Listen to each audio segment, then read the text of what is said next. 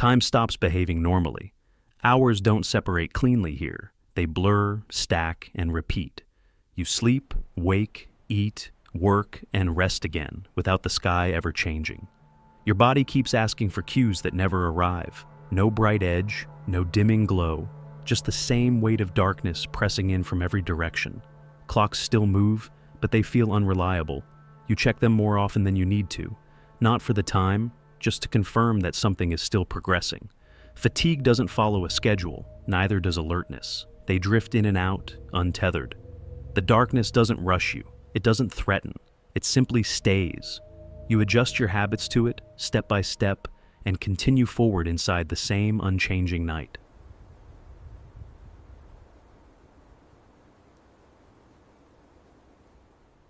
You wake up in the dark, not morning dark, not storm dark, just dark.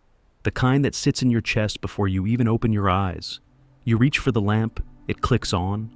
The room looks the same as it did when you turned it off. Same walls, same cold pressing in from the window, same hum from the heating vent. You check your phone. 9 a.m., outside, nothing has changed. The sun set in late November. It won't rise again until late January. 65 days, give or take. This isn't a phenomenon. It's a calendar. It's geography. It's the way the earth tilts, and you happen to live where that tilt matters. You get dressed in the dark, you make coffee in the dark, you walk to work in the dark. The streetlights stay on all day. They've been on since October. At first, people talked about it, how strange it felt, how the body kept waiting for something that wasn't coming. Now, no one mentions it, you just move through it. The grocery store is bright inside, white lights, rows of identical products. It feels like a stage set. You buy what you need and leave. Outside, the cold finds you immediately. It's not the air, it's the absence. Your body starts to forget what it's like to wake up to light. You don't notice it happening, you just stop expecting it. The day becomes a series of lit rooms, the post office, the school, the cafe. Islands of warmth you move between, fast. You don't linger outside. No one does. The kids still go to school. The bus still runs. The grocery delivery trucks still come every Tuesday. People still work, still meet for coffee, still complain about the cold and the price of heating oil and whether the plow came through yet.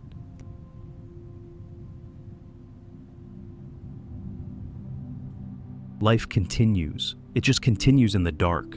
There's a flatness to it. Not sadness, not depression, just a low hum, a baseline. You stop planning things that feel too far away. You stop thinking past the next meal, the next shift, the next time you'll be warm. Time compresses. You start to notice how much you use the sun without realizing it. How you used to gauge the time by the angle of light through the kitchen window. How you knew it was late afternoon because the sky turned gold. Now, you check your phone. The day is whatever the screen says it is. Some people buy lamps, the kind that simulate daylight. Full-spectrum bulbs, timers. They sit in front of them for 20 minutes every morning, staring into the blue-white glow like it's a fireplace. You tried it once. It felt like staring into a bathroom fixture. You stopped. The darkness doesn't scare you. It just makes everything smaller. Your world shrinks to the lit places, the warm places, the places you know. You stop exploring. You stop wandering. There's nowhere to wander to. At night, or what you call night, because it's dark then too. You sit by the window and look out. Sometimes you see movement. A neighbor walking their dog. A car pulling into a driveway. Their headlights sweep across the snow, and for a second, everything is visible. Then they turn off the engine, and it's dark again.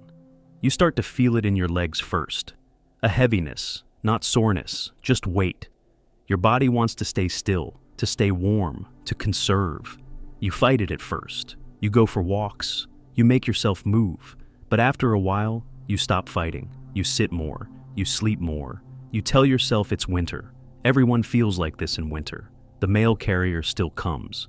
You see her sometimes, moving between houses, her headlamp cutting through the dark. She doesn't rush. She doesn't slow down. She just moves.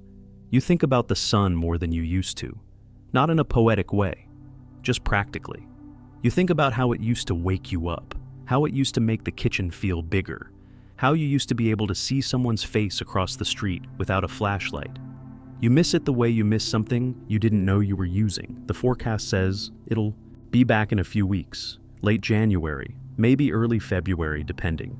People talk about it the way they talk about spring, something distant, something that'll come when it comes. You finish your coffee, you turn off the lamp, you get ready to leave. Outside, the dark is waiting. It's been waiting all day. You step into it, and you keep moving. You learn to measure time differently, not by light, not by the sky, by routine, the coffee pot, the radio news, the sound of the neighbor's truck starting at 7. These become your clock. Inside, you begin to arrange things, not consciously, just slowly. You move the lamp closer to where you sit. You start leaving the kitchen light on, even when you're not in there.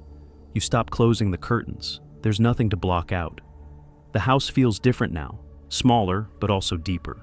You notice corners you haven't looked at in years. You see dust on the baseboards, scratches in the paint. You have time to notice, too much time. You start projects, small ones. Organizing the closet, fixing the drawer that sticks, sorting through old boxes. You don't finish most of them. You just need something to do with your hands. The television stays on longer than it used to. Not because you're watching, just because it's light, just because it's sound. You fall asleep to it more nights than not. You wake up to it still glowing in the corner. You stop cooking complicated meals, soup, pasta, things that heat fast and fill you. You eat at the table sometimes, on the couch other times. It doesn't matter where. The room is dark either way. Your sleep schedule drifts. You go to bed earlier. You wake up later. Sometimes you sleep in the middle of the day and don't realize it until you check the time. Your body stops knowing when it's supposed to rest. It just rests when it's tired. And it's tired often. You see your neighbors less, not because you're avoiding them, just because there's no reason to be outside, no yard work, no evening walks, no reason to stand in the driveway and talk. You wave when you see headlights. You nod when you pass someone at the store. That's enough. The conversations you do have are shorter now. Pleasantries, weather, plans that neither of you will follow through on. No one asks how you're doing. Everyone knows. You think about leaving sometimes, not seriously, just hypothetically. You imagine what it would be like to wake up somewhere bright, somewhere warm. But then you think about packing, about the cost, about coming back to a cold house and pipes that might have frozen. So, you stay. The darkness becomes normal, not comfortable, just expected. You stop bracing for it, you stop resenting it. It's just the condition you're living in, like cold, like wind, something you dress for and move through. You start to recognize the others who are doing the same. The woman at the post office who's there every time you are. The man who always parks in the same spot at the grocery store. You don't know their names, but you know they're still here, still moving. There's a strange pride in that. Not loud, not spoken, just a quiet acknowledgement. You're still getting up, still going to work, still keeping the lights on and the heat running. You haven't stopped. The kids adapt faster than the adults. You see them at the bus stop, waiting in the dark with their backpacks and their headlamps. They don't complain. They just wait. You wonder what they'll remember about this. If they'll remember it as strange or just as winter. If they'll tell people about it later, or if it'll just be part of the landscape they grew up in.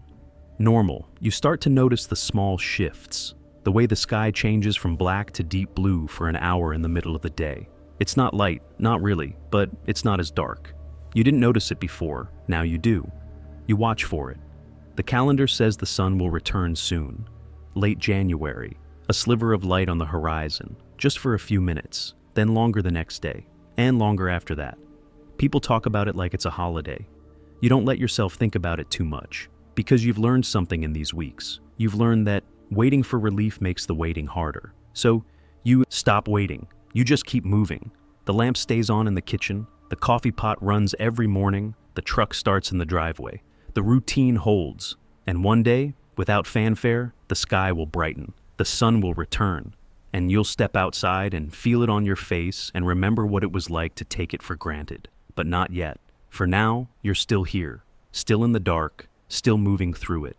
You turn off the lamp. You pull on your coat. You step outside. The cold finds you. The dark stays, and you walk.